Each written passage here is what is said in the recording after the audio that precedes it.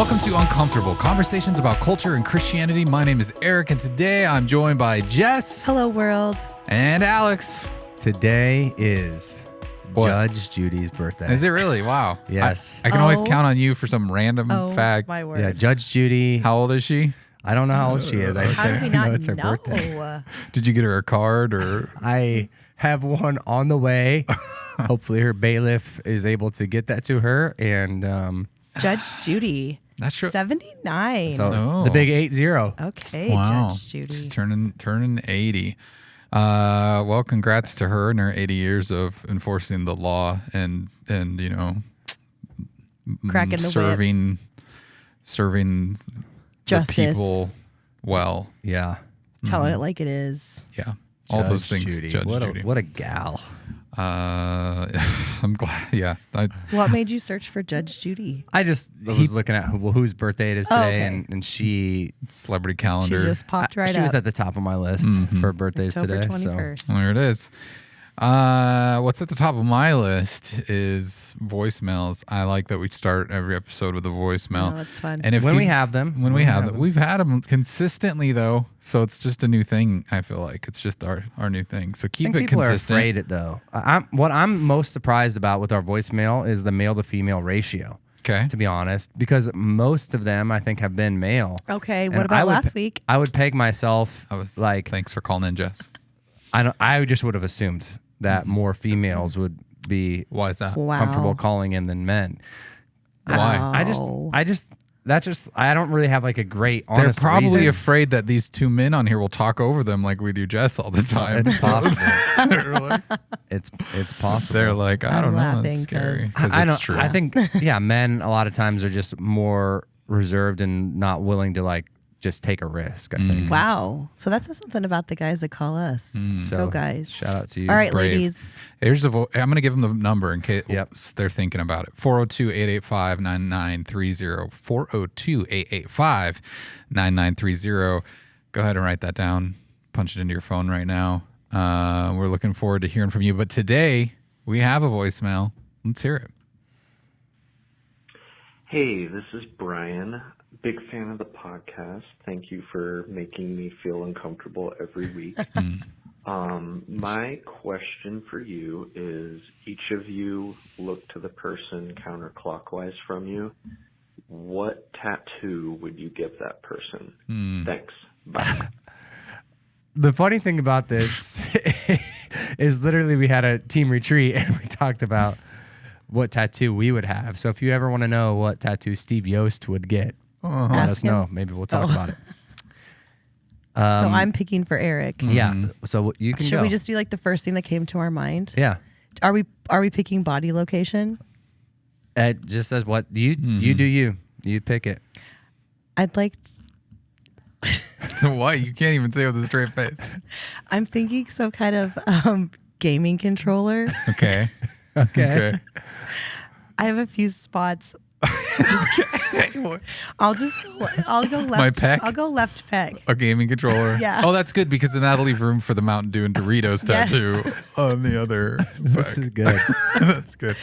I guess if someone calls it out and you have that tattoo, then make sure you let us know as well. I don't, but I will by And next then week. somehow, like instead of it being like the normal buttons, it's somehow spells out Christina's name. Oh, that's so nice. That's is- so loaded. I'm sure That's she's gonna love that. yeah. I was thinking you were going to go somewhere else with like, anyways, buttons and things like that. Okay. What's my tat? I think on Alex's thigh, I would get the Crumble Cookie menu. His favorite one, though. His Okay. favorite menu from Crumble Cookies. It would just be laid out, nutrition facts, everything right there. It'd be hard to tell right now, but I'm most looking forward to the berry cobbler this week. Okay. If I'm a good boy, I get to reward myself. You're It's been a few right. weeks. Oh, The tattoo for sure that Jess would have, and anybody can know exactly. Jess has been thinking about a neck tattoo for a while. right you up the guys, side that's of her like neck. after the podcast talk. And Come on. you know, just in honor of our fallen university, she would just have the Grace Royal Lion right there. I'm thinking on the right side of your neck, So that you could see it. Yeah, so I could see it whenever I'm on the podcast because that's the side I see. And so it would always remind me of the time we met in the Lion's Den That's so at funny. Grace University. Yeah, we did. So I'm thinking noticed- like it would just be a sketched one. I mean, what are those Oh, called? yeah. Just the Like a- outline? Yeah, just the outline. It wouldn't get filled in with color. Okay. Yeah. Not the royal blue. Just Yeah, just the All right, that's quite a bit of wow. detail there. All right. Well, there we go. We all have homework now to go That get was fun. tattoos this week. If you think That's a good we should question. have a tattoo, let us know. I'm trying to think of Brian. I feel like we should turn this on Brian somehow. Yeah, what tattoo would he get? Brian is from the sounds of him. out of everybody I know. Brian is like the best meme person in the Oh, world. this Like is he that finds Brian. Oh, you Oh, I know know who that he is? Brian. Yes. You know Okay. this Brian. Brian. Okay. and he has Oh, like I like this the Brian. the best Yeah, that's true. memes He's that nobody funny. else like He's very finds. funny. You know, so I appreciate that about him. It would be like meme lord, but in like old century gothic How about like if- font. Or just like the Lord of the Rings font. Okay, yeah, the Lord of the Rings font, think he's a meme fan. lord. All right. But like the barbed wire one on his arm. Okay, can I ask another tattoo question for just one more person? Yeah. What our producer Austin? Oh yeah, 2 weeks. we in a don't row. see him. We don't see him on camera, but he is the reason that we can do this Yeah, every week. I was so. thinking about that. And it's a crossover. You know, like he me and him talk about donuts a lot, and so I think he would get a tattoo that said Lord of the Rings because donuts are rings. But in honor of the new Amazon series, it would say Rings of Flour instead of Rings of Power. I like it. Okay. So he could do it like as a chain around his neck. Yeah. So the Oh, the neck Yeah, chain baby. tattoo. of donuts. Yeah. All right, done. So okay. That's my choice. Well, This is exciting. there we go. That's fun. That's a fun question to ask your friends. Yeah. You should do that as an icebreaker It's a good around one. dinner tonight. Yeah. All right. All right. Up next, we've got headlines.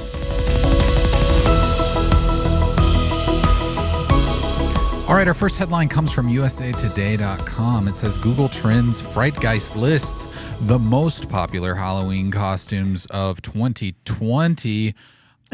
This is that time of year. You know, we're getting close. We're a couple weeks away from Halloween. So, you know, people are maybe thinking about that. Are you all costume people? Do you dress up ever as adults? You do? Ironically, I thought about. I don't, but ironically, I thought about a costume. Yeah. This year. Because Crumble was putting out a cookie box, and I Okay. was like, people would just peg me to wear that, and it'd be almost funny just to like play into it. You but should. You it should was save like all your 50 cookie It was $50 boxes. and not worth it. No. You could make your own. Save true. all your little crumble could make cookie me one. boxes. Yeah. Thank you. So they have a list here of the top 10, and I think they made a very grave error here, and they went from 1 to 10. So It's I'm going to so reverse random. that. I'm going to go Yeah. from 10 to 1 because I feel like, you know, you want the big reveal at 1. So starting with number 10 of the top 10 most popular Halloween costume trends is Harley Quinn. Oh. And this reminds me of why I shouldn't be on this podcast sometimes that talks about culture, because we're already one answering and I don't know who that is. I have a daughter named Quinn.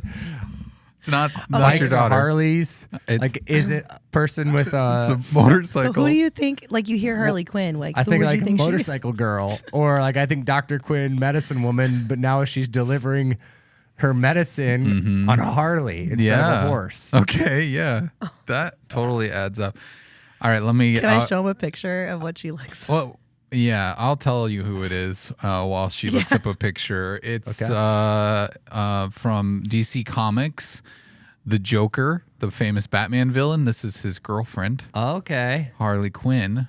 She's been in several movies and So this is an That's what actor, the- the that's actual actor, or this no, is the this name is of the name the of character? the fictional character The is Harley character. Quinn, Wow. and she's been featured in film and Yeah, of cartoons and comic books for many years. I recognize her slightly. Like, Okay. looks like a Joker kind of look. Yeah. All right, So, well- I'm glad we could at least educate you on this. My today. Quinn will not be wearing a Harley okay. this year.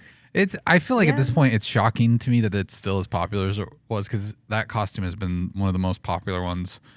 I feel like for at least a decade at this point. Like I used to go to Comic-Cons, and majority of the females there were dressed as Harley Quinn. Like it's so popular. It's a lot of people's go-to. Yeah. Anyways, number 9, so cowboy. Just Yeehaw. generic cowboy. And I bet Woody is a part of that. Maybe, Like but it's surprising that like these aren't more specific. Probably one of the easiest to pull off. Number 8 is cheerleader. Grab your cowboy hat, and Another your boots Some that you just have. pom-poms.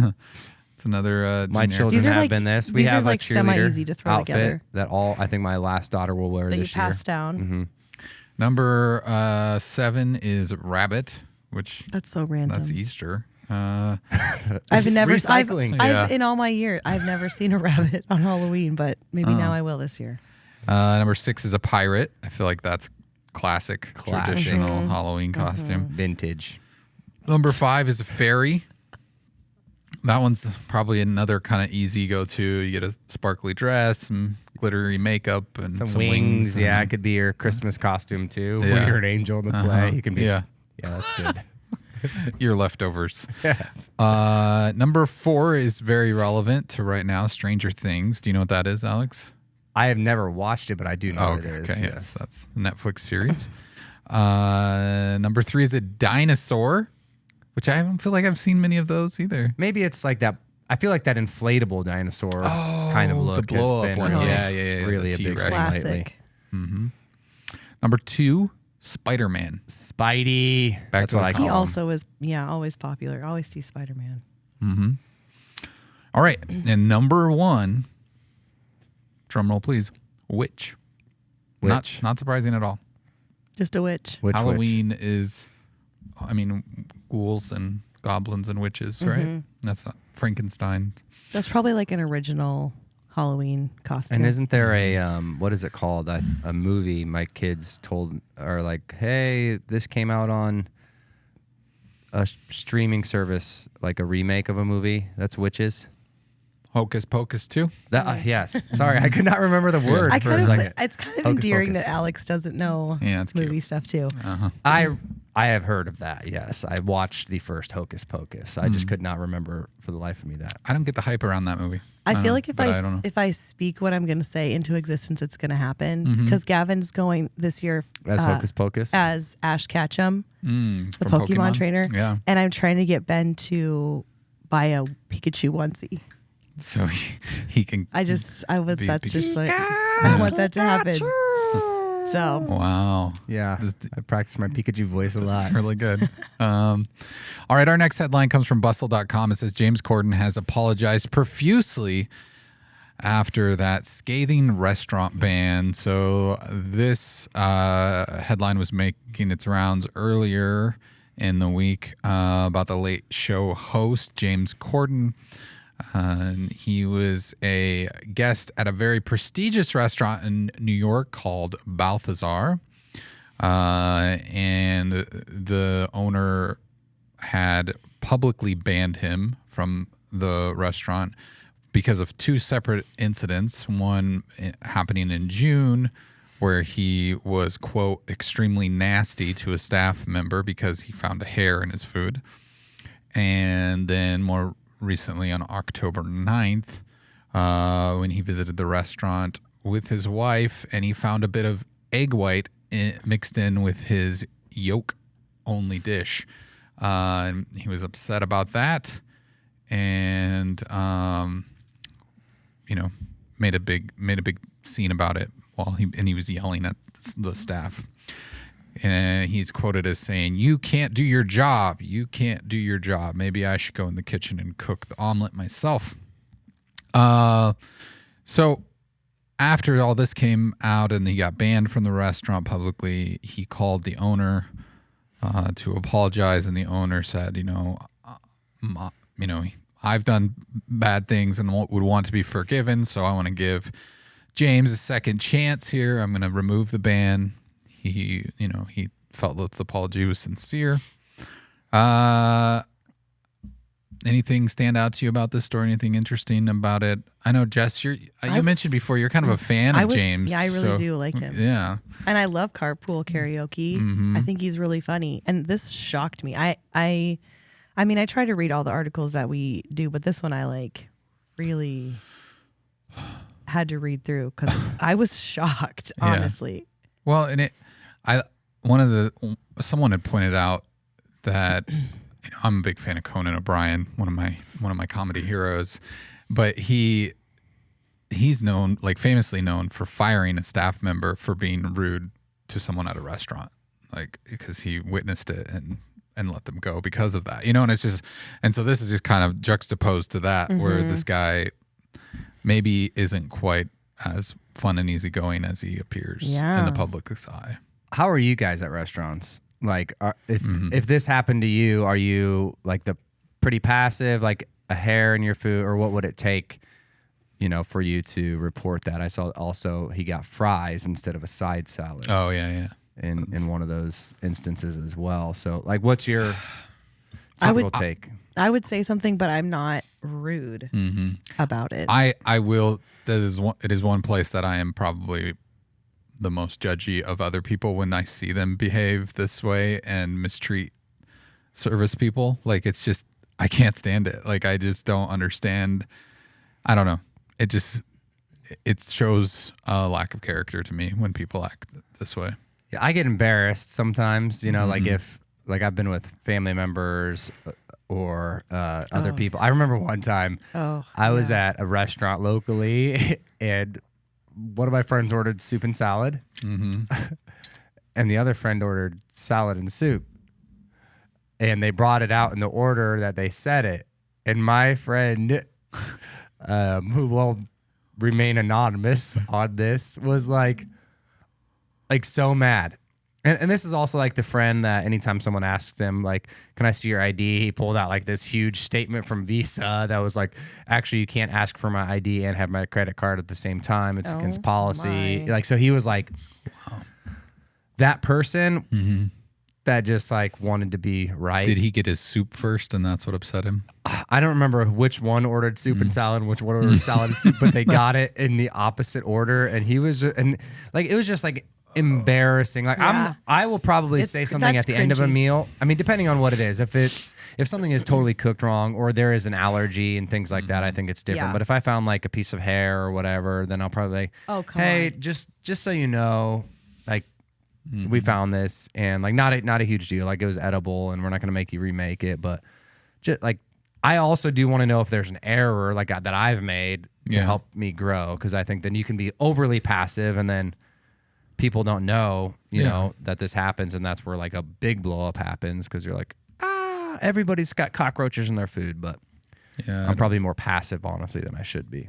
I mean, I understand where people are like, I'm paying for this, I deserve the best, whatever, but I just think that entitlement leads to a dark place right away when they just get an attitude and treat people a way that they wouldn't want to be treated themselves, or they act that like a wait staff is somehow below them or something like that, or that they did it. Like that's typically the problem is like the server. Like I was a server for years in college, and like it's not my fault, So I'm gonna probably go out of my way as the server to take care of somebody that like treats me with dignity and realizes, hey, that's not usually my bad. It's the cook, but I'm like the middleman, and so that's where it's unfortunate sometimes. It's like one thing if you put the order in wrong, but then to me it's like if there's something in your food, that's like a different thing that kind of would gross me does out. Hair freak you out? It would. I had that happen. Like you got hair in food? Yeah, probably like in the last year. Just start using it, floss with it. It was like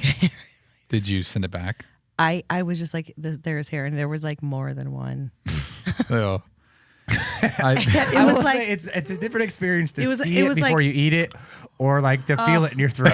Okay, and everyone is empathizing with that because everyone's probably had that moment where like you didn't see the or you pull it out of your mouth. That's it's just hard to eat it. Oh, this thing keeps going forever. And I feel like if you like are like a germaphobe, but like I wouldn't call myself that, but I just think like, okay, well, what happened to get the hair in there? I don't know. Didn't wear their bonnet. Yeah, I mean, I've had a couple. Anyways. Like one time I was at a Village Inn, late at night and ordered the chicken and waffles, and it was like chicken strips and waffles, and the chicken came out raw. And it was like I was eating it, and then I realized that the chicken was raw, and I mentioned it, but I didn't. You kept eating it? No, I didn't eat it. I just told them, I was like, hey, this is raw, and they were very apologetic. And I think when it's something like that, they realize, oh, we messed up like that. But I think when you come at it from like this, oh, you did this on purpose. I think that's the attitude people have sometimes. Like, you're trying to kill me or something, almost this. Yeah. I don't know. Excuse me? I mean, how you say excuse me even sets up the interaction. Very true. Yeah. Very true. Treat service industry people well, especially if you want. Being short-staffed now. It's a stressful gig. I mean, yeah, it is. I've only done it through a robotic coyote on a tricycle, but we'll talk about that another day. All right, that does it for headlines. Up next, we're going to continue this spooky season theme with the discussion about whether or not Christians should watch horror films. So stay tuned for that.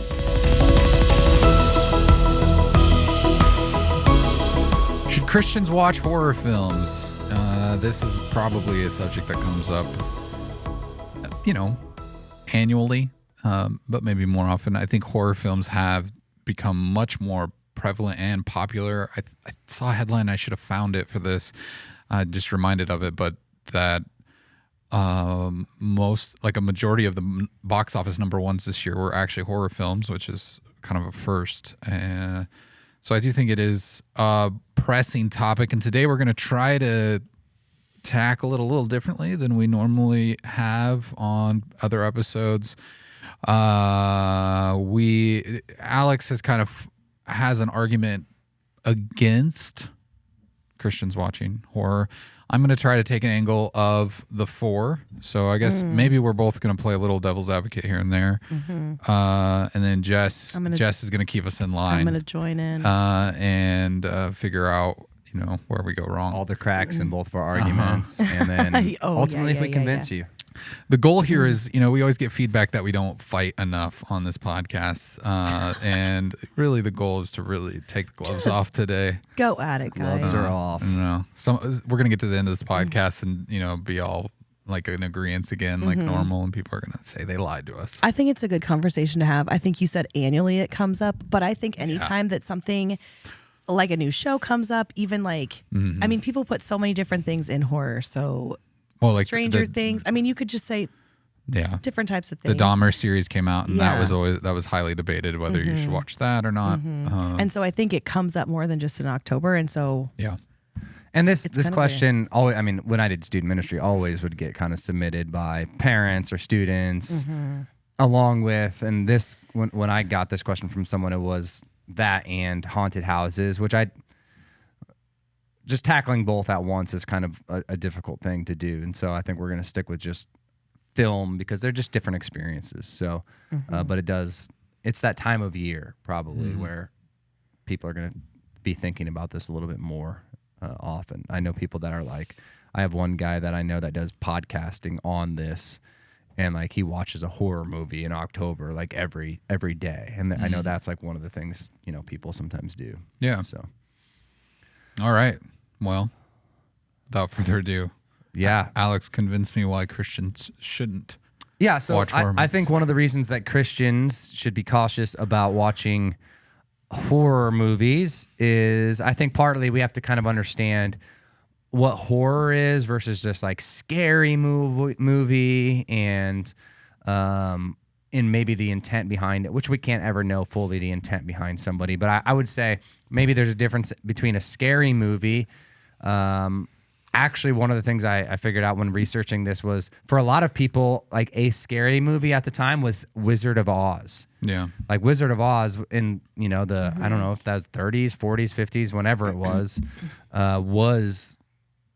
out of this world kind of scary because of, witches and flying monkeys. And so there's a lot of fear in that, but it wasn't intended to be a horror movie, which is kind of, I think, designed to create, like horror by definition is an intense feeling of fear, shock, or disgust. And so labeling something a horror movie would say, hey, maybe this is the end goal of it, is to create some kind of fear, shock, or disgust. And so I think one of the things that could be said about horror movies is that they are things that would glorify Satan, or maybe give Satan some kind of opportunity or foothold in a person's life, in a Christian's life, and as a person that says, hey, we are a part of a world, and outside of our worldview, or part of our worldview, is that there's good and there's evil, that there's God and the devil, Satan, and Jesus. There's a spiritual battle happening. And so one of the things that Satan wants to do is kill, steal, and destroy. He wants to use fear tactics in our life. And so we shouldn't be people that are fellowshipping or inviting this type of stuff into our life. I know Scripture, one of the Scripture passages that would be argued for not doing horror movies or watching horror movies is 1 Corinthians 10, 20 through 21. I do not want you to have fellowship with demons. You cannot drink the cup of the Lord and the cup of demons.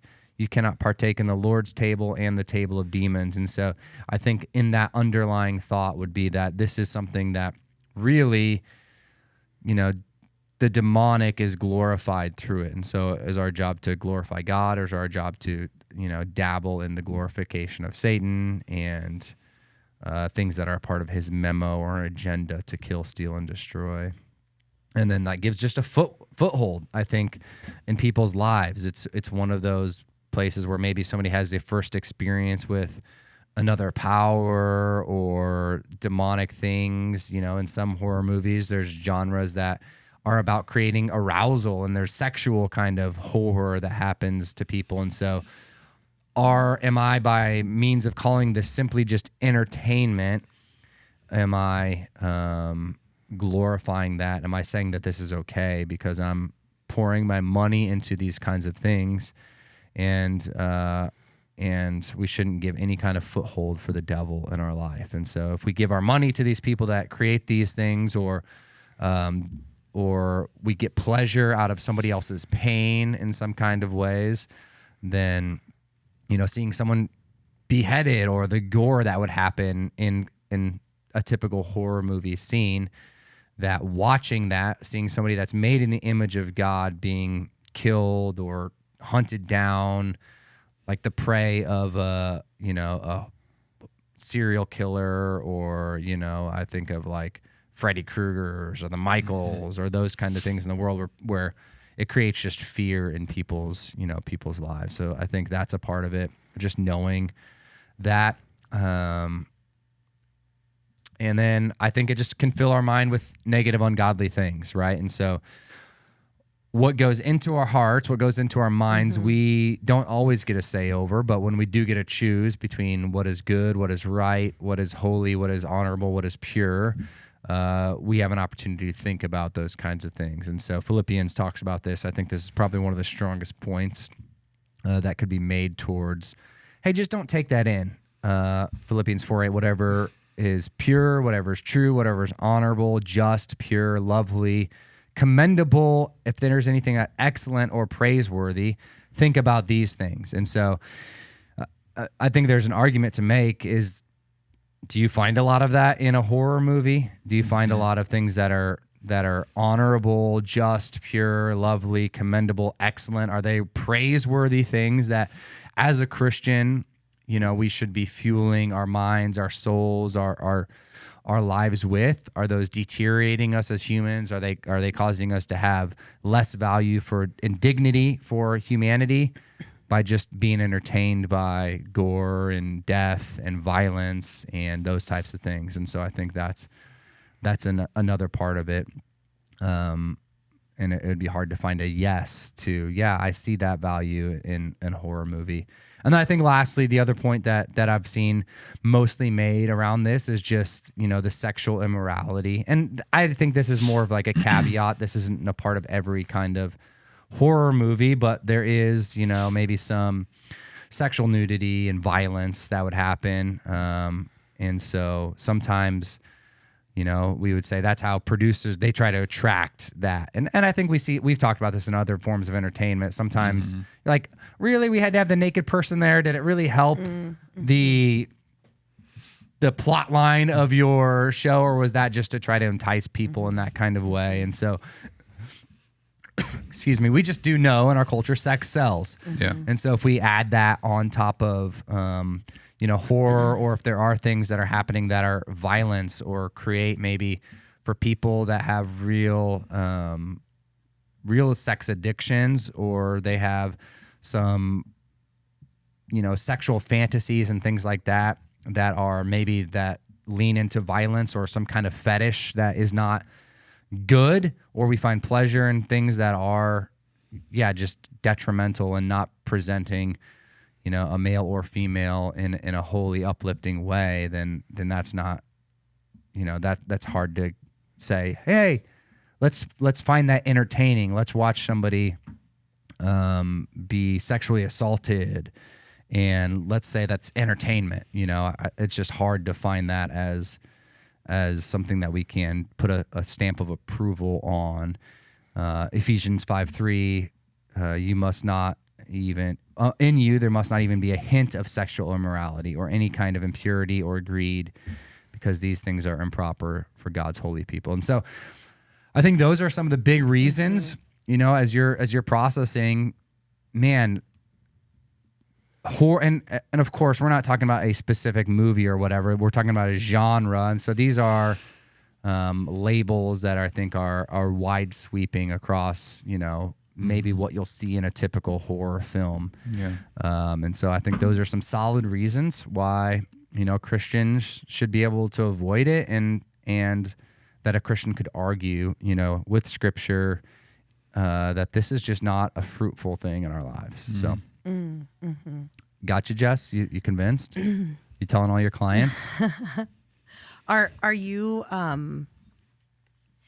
looking at this as like how we're going to convince somebody else to not watch a movie, or is this how you're thinking of like your own personal processing? Because I think we don't want to do that. I don't think you're meaning to do that. Of like, this is like, this isn't gonna be something that we're gonna like send to our friends that just went out and watched the new Halloween movie that came out last week. I don't know. Or maybe we do.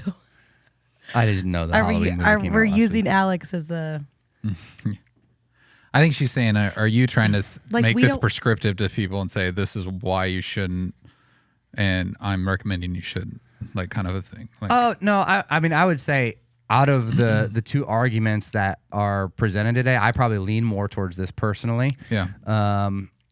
But I also like movies and things like I've talked about that a ton. Like, it's just not like something I take in a lot. Yeah. And so my forms of entertainment and enjoyment usually don't come through film. Yeah. And so I'm so at a huge level, like I just in my own life, like I don't watch a lot of film, and for me a lot of it's a waste of time, but I don't think that about everybody. And so for me in my life and what informs me about entertainment in general, and probably about horror and horror movies, I would probably say those would be some of my own personal arguments for, hey, yeah, this just isn't holy Did you say and it's right. a waste of time, huh? Well, I mean, yeah, for me, that's Unlike kind of one of my 4 hours of football. yeah, and so and for me, that's Yeah, no, in I my know. form of It's getting hot in entertainment. here. I would say that's like Yeah. I don't get a lot of enjoyment, Yeah. you know, around that kind of thing. Right. And so A waste of time because it is unenjoyable. yeah, for me, That's For what- you. Yeah. Gotcha. For you. and so that I do want to preface it with like. I'm just trying to make sure nobody sends you hate mail. for Oh that yeah, comment. Like I mean, I'm probably I'm in that same Yeah. vein probably for video games, and we've talked about that. But Yeah. it's not that I'm anti-video game. No. It's just that's how my Right. I'm wired, and some people are like bunch of dudes in tights running around hitting each other. Yeah. How stupid, you know? And then they get concussions, and then people pay them millions of Yeah. dollars just to do that. And okay, Yeah. you're right. That's just I'm weird. I enjoy that. You like wrestling. Yeah. Because I think you just described WWE. Yeah, I think I was saying football. I Too. know. I'm messing with you. I will say back to your to what you said. I think that that's exactly like some of the. I feel like even some of these things that you said are some of the things that my mom said to me growing up too, where it's even the verses that you read are just like the things that you're thinking and kind of reflecting on it. It's like, what are we putting in to our minds as much as like we should care about what we're putting into our bodies. And so just being conscientious of that. And I think also, I don't know if you said it exactly like this, but you made me think it is, things that we watch.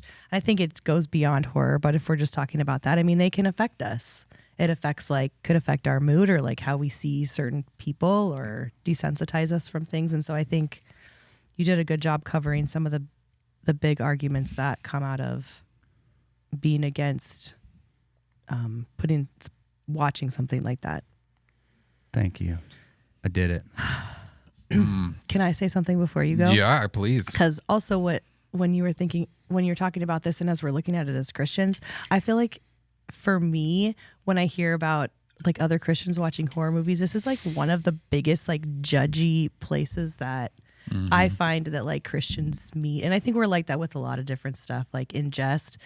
But I feel like this is one of the bigger ones that are like kind of outside of biblical principles. Like it's just like of like our lives that people would be judgy of, or I just feel like it comes up. And I'm not even saying like judging or like questioning something is wrong, but I do feel like this is a hot topic. Yeah. Snaps for that one. Well, I think it's one of those things as Christians, like you learn maybe who you're talking to, and you're like, okay, I'm probably not going to tell this specific person what I'm doing Friday night. I'll probably say I'm going to a movie instead. I'm going to Michael because like I know what that is a loaded thing, and we're not at a place where we're going to have that nuanced conversation. And so, and I think too, when you say like, okay, if we make this statement, horror movies glorify Satan. If that's how you were saying something to me, and I was going to go see something like that, it's instantly like I'm on the defense. And so, but I also think, I mean, can we think about that? Like, is that true? Is something like that happening? Okay. Boy. Well, I'm going to try to do my best. I feel like I took a bunch of notes and realized they're probably a little bit scatterbrained. So, but I do, I mean, I think your argument is valid. I think it comes from a real place that I've experienced people sharing those things, like you mentioned, Jess. But the one argument that I've seen too is that like, well, if we were to make the Bible into a movie, what genre would it be? And I think it would probably cascade cover a lot of genres, and horror would definitely be one of those. I've never thought of that. Like, I mean, even in Daniel 7, it says 4 monstrous beasts rise out of the sea with an appetite for flesh and an overwhelming desire to devour and crush each other. So, okay, that sounds kind of like a monster movie to me. I mean, Revelation is full of kind of horror-themed ideas, whether it's there are demonic monsters tormenting people in 9:1 through 11, or mutated fire-breathing horses that bring plagues and death in 13 through 18, or, there's a gigantic red dragon that throws stars to the earth while chasing a pregnant woman so it can eat her child. Yeah. And it's in there. There's no doubt that like... And I mean, even stuff like, David collecting, David collecting foreskins, right? Yeah. Like, I mean, that's stuff like that is pretty graphic, like we would classify that if it was visualized as a horror I wouldn't be watching movie. So I'm probably going to take a slightly different angle at this, because I don't think that horror as a genre of film is innately evil. So that's why I have a problem with the statement of it glorifies Satan, because I think that is what horror is, a genre of film, and that's what it describes it best. And when I think of film, I think of art, and so I think film is an art form, and art forms, all sorts of art are created to evoke feelings. Of all shapes and sizes, but horror specifically is to, feel uneasy or, scared or whatever. And I think it accomplishes that. I think that a lot of times when it's in a Christian context, when we talk about horror films, it goes straight to evil and demonic and are anti-Christian even to a certain extent. But I honestly think that's a byproduct of our upbringing and personal experience, because we just don't encounter that stuff on a day-to-day basis, which is good, right? That's like, I mean, I think we wouldn't want to encounter gore on a day-to-day basis. But I also think someone like a pathologist who performs autopsies deals with gore every day. That's part of their job. That's what they do.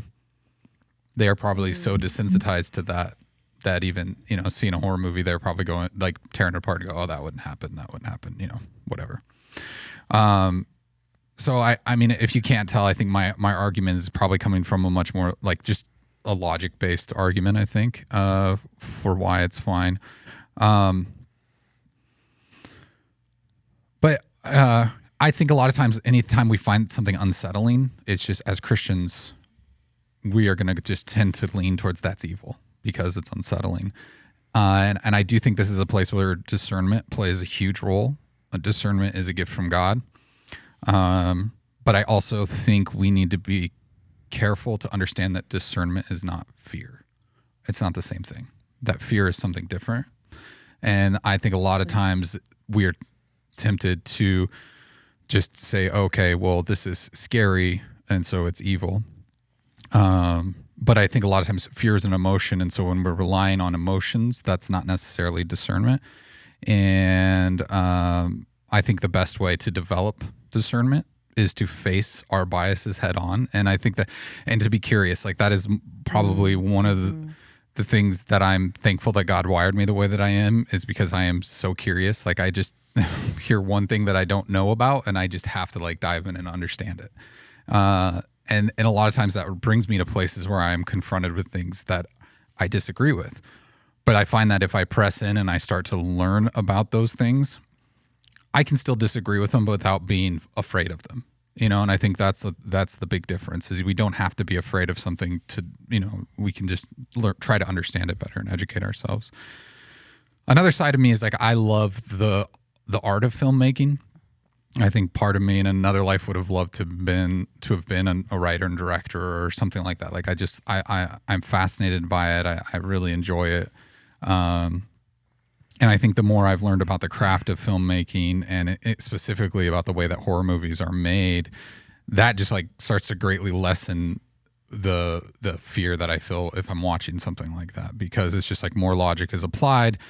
It's easier to kind of rail against almost like that ancestral fear system that we have in us, where we're going, oh, okay, I'm fight or flight. This is scary, you know? And it's like, but when you know the practical effects that are happening in this movie right now to make that blood and gore or whatever happen, you know, from an analytical standpoint, I'm kind of watching that and going, oh, that's really cool. How did they manage to do that? How did they make that head explode? How did they make that arm fall off? How did they, you know, what did they do? What's the magic behind that? And to me, that's fascinating.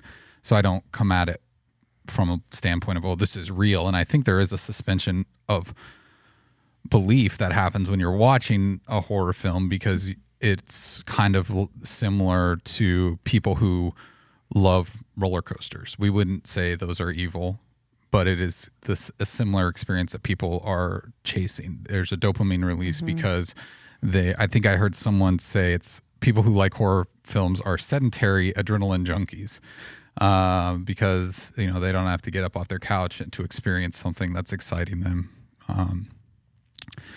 I guess another point I would make is that, you know, in that film spectrum, that it's, you know, it's something that's really carefully crafted.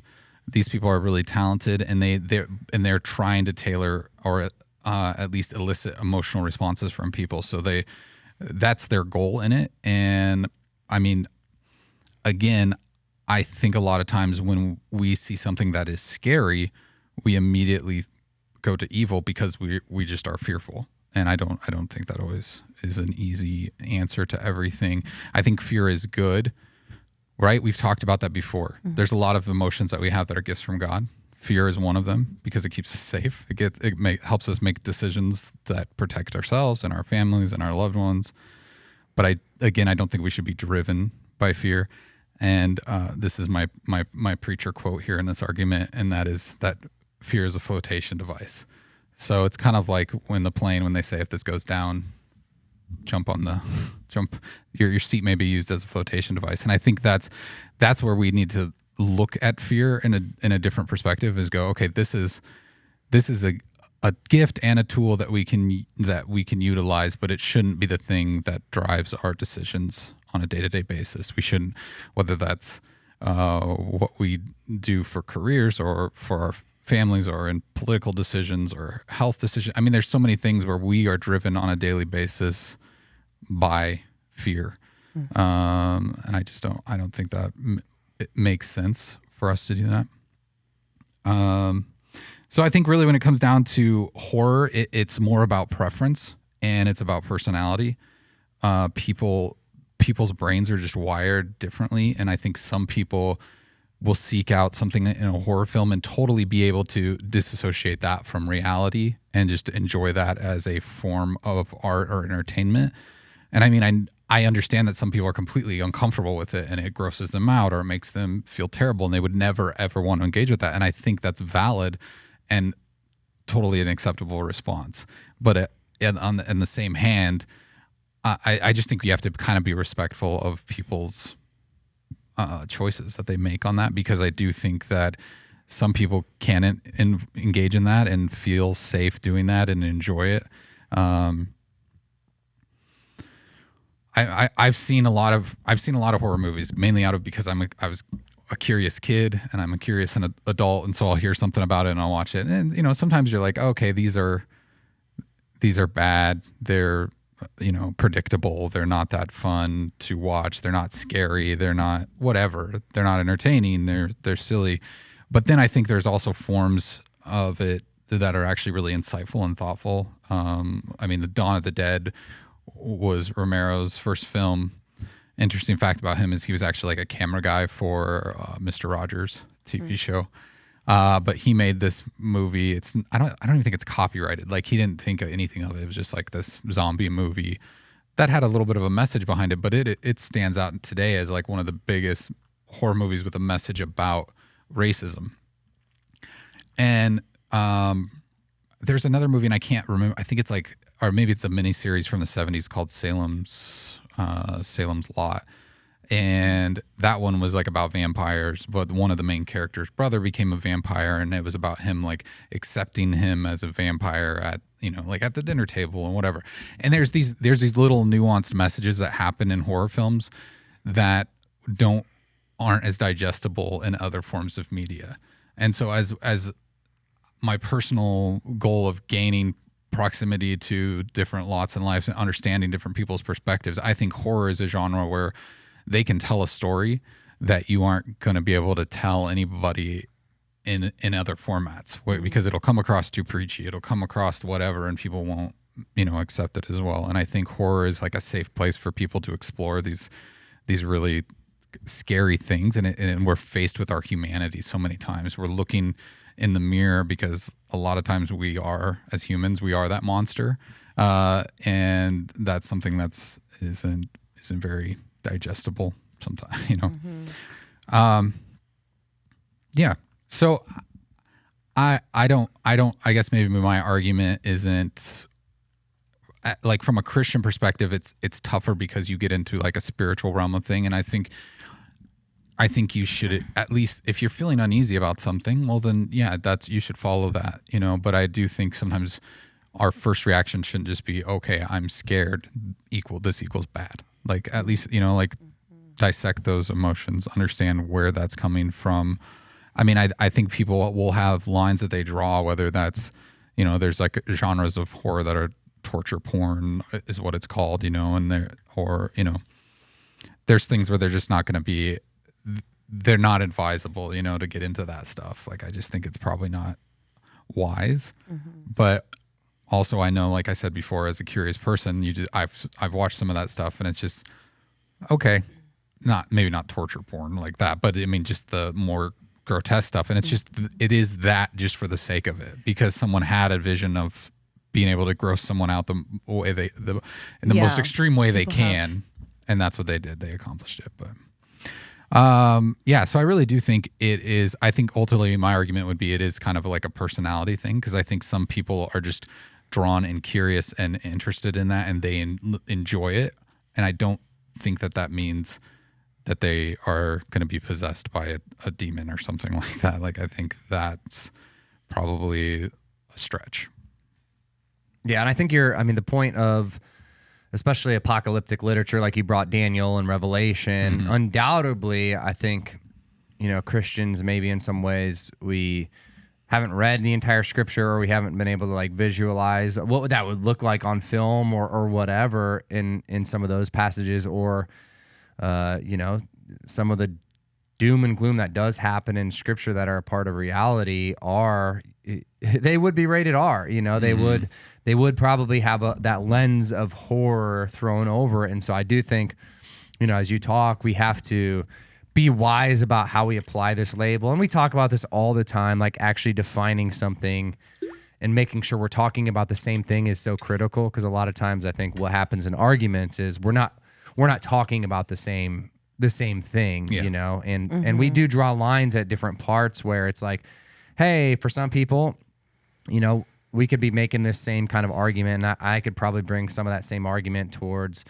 Twilight if I wanted to, just because there's vampires and there's death and things that, eternal beings, or Harry Potter is, witchcraft. Another famous one where witchcraft is happening, and there's this evil source, and it seems like evil is the hero of it. And I think in all of those places we can make an argument that's biblical, that's rational, and based on kind of where we're coming from, that can convince us, hey, that this isn't beneficial, or this isn't something that is right, holy, pure. It's not things that I should be digesting or thinking on.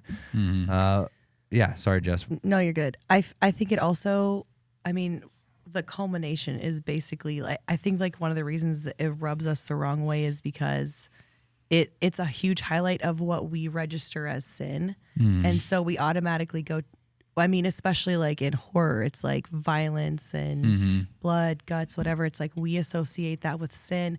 And even as you're talking, it's like, okay, that's what I thought. I was like, well, we're seeing like huge, just like a spectacle of, sin nature and people killing each other and violence. And then at the same, it was, I don't know if Holy Spirit, but it's just like, okay, but isn't that in comedy movies? I remember like one of the most shocking like verbal things I've ever heard, I don't even want to say it, was in a comedy movie that I was watching that like I still remember. Okay, I'm not gonna like not say it, but it was like somebody joking about like an abortion, and it was like it was shocking in the middle of a comedy thing, but it stuck with me, like it really bothered me. But I think when we look at horror, it's like it's sin on display, but that's kind of where we stop with it. But as you're talking, and even like you're talking about like demons and spiritual aspects of it, it's like the spirituality isn't a lot in film and movies today and in movie theaters, except in horror, or even in like the demonic movies where they're portraying good and evil. And I just have heard like even spiritual conversations around those type of things where it at least brings the conversation to light, or it gets us thinking about it. I read an article before we did the podcast today, and they were talking about a movie, The Conjuring, and it was written by a Christian, which I was like, what? And they were like, yeah, if you look at our movie, there's no it's a horror film, but there's no violence, there's no sex, there's no blood, but it's this on display good and evil. But I think it is really a personality thing with what you said, because there's some people where it's like we have to respect that is not their thing, that is not, and then their convictions and their walk with the Lord and their life has led them to being in that spot. But at the same time, it reaches other people in different ways, from different walks of life. It creates different conversations that you wouldn't have. Oh, and I even think of like the movie Get Out by Jordan Peele, was a commentary on what it feels like to be a black man in a white person's world, and it's able to convey that feeling and tension and stress in a way that I wouldn't have experienced it in any other type of a movie or a lecture or a book or anything like that, because of the imagery that it conveys and that vehicle that is delivering it to you. And it's just it's unequivocal. It's not, you can't match it. And so yeah, I think it can be something that it can just be entertainment. It can be empathy building. It can do a lot of different things, and I think it depends on what people's intentions are. But I don't know. I was having a conversation with someone about this recently. Just like from an early age, I remember being in like, I don't know, somewhere between first and third grade, and my dad was pastoring in Wichita, Kansas, and the occult was really active there, and there would be Satanists that would like break into our church buildings and perform rituals, and we'd find stuff like pentagrams and all this stuff and like animal sacrifices and things like that. And there were deaths in the town of people, human sacrifices that they tied back to satanic rituals and different, Satanists that were coming against the church there locally and things like that. And it sounds scary, but like I remember just watching my dad walk into that with confidence that only comes from Christ. Mm. And I think as a kid, I just almost took that for granted, but it also instilled this thing in me where it's like, I learned by watching him, and it's just like, and I learned of like Christ's power through that too. And it's one of those things where I don't think we as Christians just have to live in that fear. Like we can walk in confidence into those situations. And so I'm not saying you should seek that out, but I also think that if you look at it, like this is, to me, when we're talking about film, I'm going to look at that as art, and I'm going to say this is someone's interpretation of something. They're telling a story.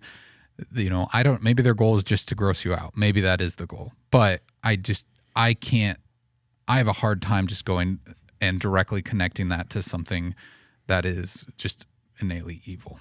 Yeah. But I think in any art form, and the question begs to be asked, and we love to do this, I think, and should do this because I think there is wisdom in it. Like, where's the line? Where are we crossing a line of like, okay, that's just art, but because it's just art, it gives you license to do whatever you want and and glorify whatever. And so there's probably forms of art.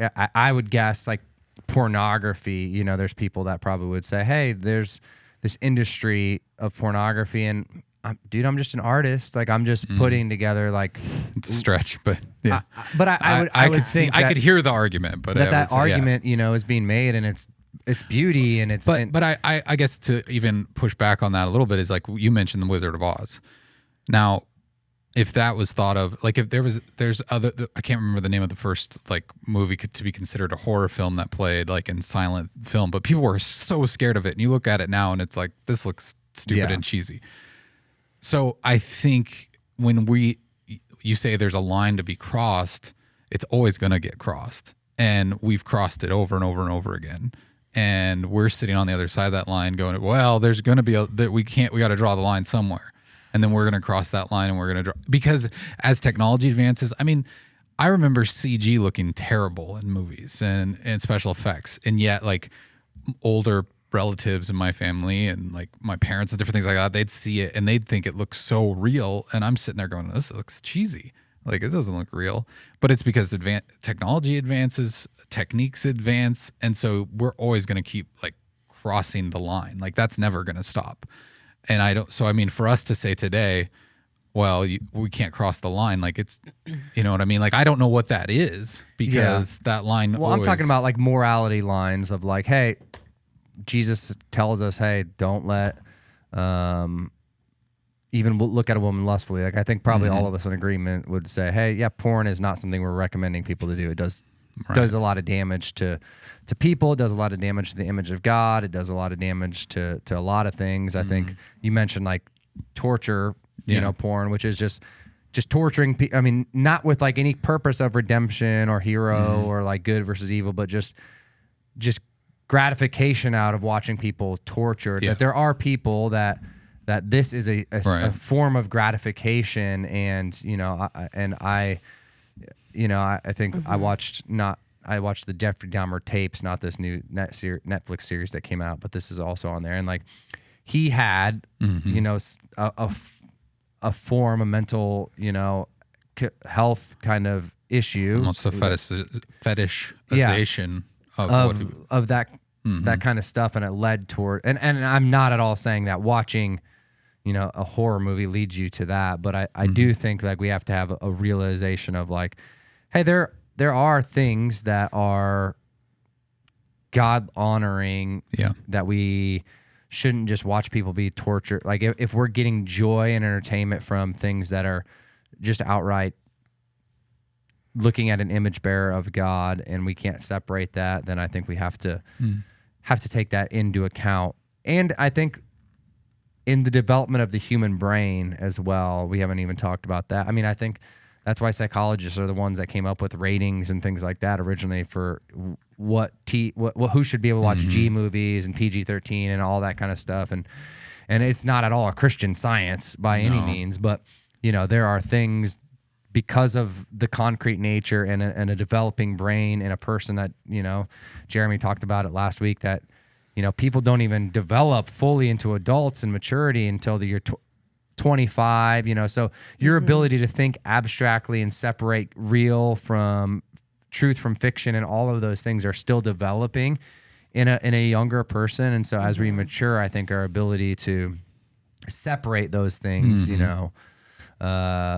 it comes with maturity. And so I think like my 7-year-old, my 9-year-old, all of that, like I'm like, yeah, they're not getting a ticket to any kind of horror film, and they're not asking about that either, but there is a maturity level I think that we have to take into account when we're having this conversation, as well. And so if you are a parent of a 13-year-old or whatever, you have to have those kinds of conversations. At what point, what is this leading to, and all Go that? ahead, Jess. I think that what you got, like this section of talking that you guys just did, is a great example of how you could probably never, like a son and a mom, or like two different people could never have had that conversation, because you are talking about how it's art, and then it's just automatically like what you said earlier. It's like we're coming from two different places. So it's like when he said art, you thought pornography, and then we start going like, and then we start comparing it. That's how Don't take that out of context, everybody. No, but I'm just saying, like you know what I mean. Like we're thinking the next bad things, and I think that's a perfect example of just how we get down the slippery slope of whatever the issue is, whether it's horror or something else. Escalation. It's like you say something, and I'm thinking, whoa, you're okay watching that. Like this next thing is going. And so I think like how you guys played it out, excellent. Yeah. Like we have dialogue, gets a little steamy in here, but we're all Are fine you at the end. sweating yet? We're all fine at the end of the day. But these are hard conversations to have. It's hard. Like it would be hard for a 17-year-old to talk to their mom about wanting to see something, or even like me being 38. If I talked to my mom about like wanting to go see Halloween, I would be right.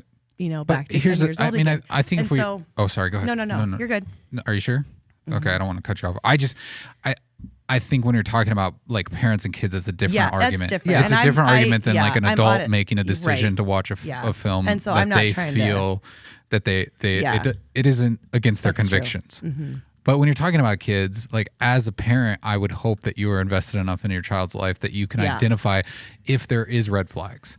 Are they messing? Are they torturing bugs? Are they are they killing animals? Like, are there things in their life that you can identify and go, this is a problem? And then they're starting to show interest in horror movies and say, well, I want to watch this one. I want to watch that. Yeah. It's like, well, then as a parent, you can start to identify that this is a problem. I think on the flip side, like I sometimes I was such a curious kid that I would have rather been like, hey, can I see this movie? And my parents been like, okay, well, we can watch it together and then talk about it. Like I would have rather have had that than like, oh, it's all evil and it's the devil and you're going to go to hell if you watch that. And then I just go watch it secretly by myself anyways. I just want to clarify when I like started saying like a mom to a kid, like that's how it makes me feel when two adults are arguing, or not arguing, but like in a disagreement, and then it's just like, it's like one's the adult and one's the child. So that's more what I was thinking of. It like turns into this like, okay, one person's more right than the other, and like one person has more authority. But that I think so it's just- that's not uniquely a Christian thing, Yeah. but it is something you find in Christianity a lot, because once you can take a moral high ground by saying something is evil, then the other person cannot win that argument. And so there's just no, I mean, I can't win the argument that it's okay to watch those movies as long as the person that's powering up on me is saying it's evil. Yeah, and because I can't win that. Right. I'm sweating because there is not an answer. Like Well, there is especially not when there's Yeah. ignorance to there's it. not a one size Yeah. fits all. Like for me, like if a parent came, to me and that would happen in, like, I just don't have a lot of context just because I don't live there. Yeah. And that it's not entertainment for me. And so like it would be like me misdiagnosing something or making a lot of assumptions about what a specific horror movie, does, because there's a lot of other things that can begin to ruin a kid's heart and a kid's life, or a person's, heart and life. Almost anything can become evil and detrimental to a person. And so for me, I'm like, hey, if a parent like would want to have that conversation with me, I knew other people, that I'm like, here's my thought, but also, like I've said, here's where I'm coming from. Like I just don't like it. Yeah. And it's not even about that being good or bad. I just don't. It's not entertainment for me. And so I'm not going to go watch that just so I can give you the recommendation. Right. No, And so I think nor should you. coming from that kind of perspective too is what we have to do, as Christians, is like we aren't the expert in everything. And there are people that we have to know and trust, and people that both of these arguments I've heard made by people that I know, I love, I respect in a Christian worldview.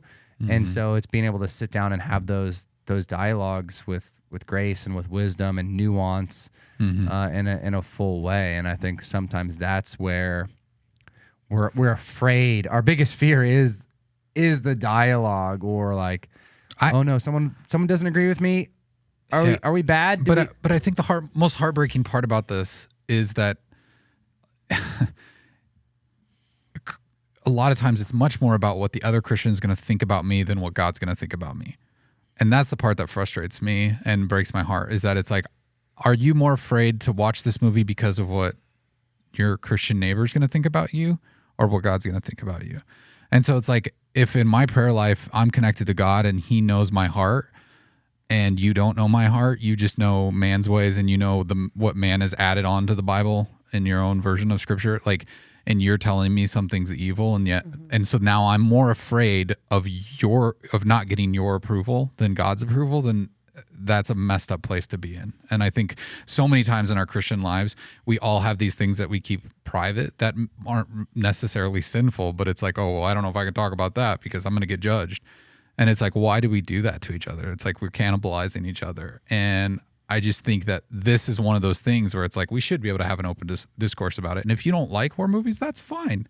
You don't have to like it. I'm not forcing you to go to see the movie, but it's just also, I think it's something where there is room for it within God's grace to explore this stuff and understand it better. Yeah, and I think invite the Holy Spirit, in that lives within a Christian to ask about whether it's horror movie or anything in your life, like invite the Spirit. And if you're suppressing, like if you're watching that or whatever kind of entertainment, and you're kind of like, you have this feeling, I shouldn't do this, and I just shove that down, whatever it is, 10 out of 10 would not recommend, Yeah. And so how do we trust that the Holy Spirit is alive and active, and are we inviting him into all of our decisions as much as we're wanting him to interrupt everybody else's life? Yeah, right.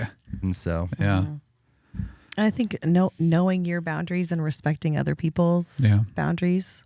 I feel like consent isn't just for certain things. It's like, hey, we want to watch this. Like, we don't want you to feel pressured. I mean, and then on the flip side is to stand confident in your convictions. Yeah. With where you're at.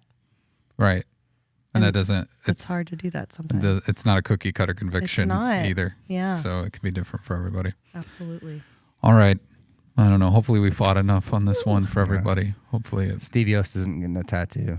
So. He isn't getting No. No tattoos, by the way. because you People teased that wondering. earlier? I teased it earlier. Oh, okay. Well, I think I just thought of that conviction type of thing is like, that's a deep conviction of his, like, and I don't think he'd be fine with us sharing that. But like that's a deep conviction of his. Same with like alcohol for certain people and all that. But they're not running around like saying everybody that does this is evil, you know. But for certain people, you're like, hey, this is a conviction. I have a lot of reasons why it's a conviction for me and this. But he's not running around like, right, you're dumb for even having this conversation. But I think that's in the conversation of church hurt that we hear right now sure. and deconstruction and things like that. It's because that's a reality of people representing the gospel poorly and people I don't remember where I heard it, but I heard I think it was a pastor who used the comparison of going into like a Guitar Center and hearing some young kid playing a Van Halen song and going, wow, that's terrible. He's really not doing that justice. And like a lot of Christians, we look at like, okay, other Christians are playing the gospel wrong, in a way, like they've represented the gospel poorly. And then that's what we use to base our decisions on. And so I think that it's just important to go, hey, you know what? All of us as humans are going to mess up, and we're going to, even on this podcast, we're probably going to recommend things sometimes that aren't accurate or right for you, but let's not make it prescriptive across the board. And yeah, we can learn from each other is the moral of the story. So, Amen. All right. Did we do it? Did we get there? We'll find out. All right. Yeah. Yeah. If you have any Austin's questions. sleeping, so. Oh, is he? Yeah. This is our producer, Austin. He's just bored. He loves it. He's like, I don't like horror movies. Stop talking about it. All right. If you have any questions, concerns, or if you think you have a better take on this that we need to hear, let us know. You can send us an email to podcast@cccomaha.org, or you can reach out to us on social media at CCCOMA Podcast on Instagram. You can drop us a DM or whatever. Leave us a phone call. Leave us a phone. That's not what you say. Leave us a voicemail. That's what it's called. Send us a page to our beeper. Beep. Send us a page or beeper. No, but you can do that 402-885-9930. That's 402-885-9930. But until next time, we'll talk to you then.